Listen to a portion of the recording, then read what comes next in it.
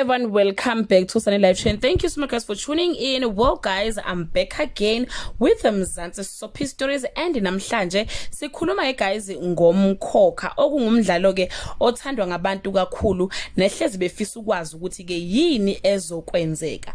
Njengoba nazi guys ukuthi uMamzobe usanda ke kuhamba ama class okuphenduka behamba ama class okuphenduka guys, umkhokheli wakhe ke bekumfazi kaNdlovu nowemphaphela kakhulu until ahamba emzini kaNdlovu afike ke asethe the record straight ukuthi njani bani nomuzi nje imali zasethempelini. So guys, umuntu umekade ahamba ama class okuphenduka uyaye ke agcine ngokuya ke emanzini nokukholakala ukuthi ke usuke uyokhipha ke umuntu omdala efaka ke umuntu omusha noma ke ezobuya ke noMamzobe ke omusha singazi ukuthi sokuye simbone yini guys, but ke Mamzobe scenes will begins to hand her and bonke abantu mhlambe ke ayibabulala ngathi bazomvakashela manje noma bazompokela asazi, but nje bathi ke her scenes will begin to hand her.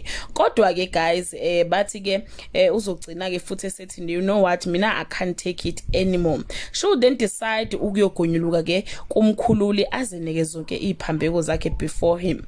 But emva kwenhlambuluko ke ezihlasimisa umzimba, uSiphamandla who gives Mamzobe a stern warning not to be baptized tomorrow.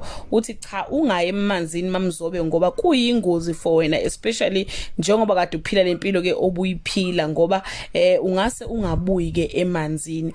uSiphamandla ukhuluma lento le ingoba yakho uyamazi umvelasi ukuthi ke ungumuntu ke onjani. Kodwa ke guys izobe ke elihle who force her way aye khona ke emanzini nazo mase ngene phakathi guys, something bad will happen until kuze kuthi fika uSifociya ahamba yomkhulumela ke nomvelasi ukuthi ke akakhululwe uMamzobe, akakhululwe guys uMamzobe.